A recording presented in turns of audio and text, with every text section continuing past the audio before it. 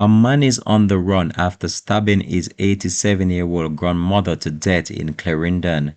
Hi again and welcome. This is Links of Love 7 TV News Report, and we'll be right back with the details to come. Welcome to Links of Love 7 TV News Report, providing you with the best in local and international news updates. This is a place where you can get the most reliable and informative news information. Links of Love 7 TV News Report.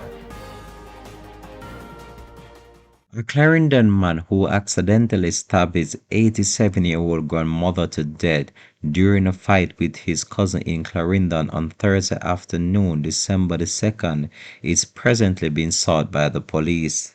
The elderly woman has been identified as Dorothy Thompson, a retired nurse of Exeter District, also in Clarendon.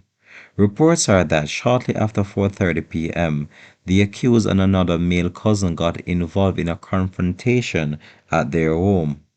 The conflict escalated into a physical confrontation and Thompson was forced to intervene when she was stabbed in the region of her chest with a piece of broken glass. Other relatives that were at the location rushed her to a medical facility where she succumbed to her injuries.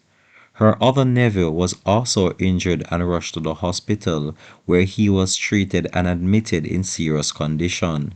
The other accused nephew fled the scene and is now being sought by the police.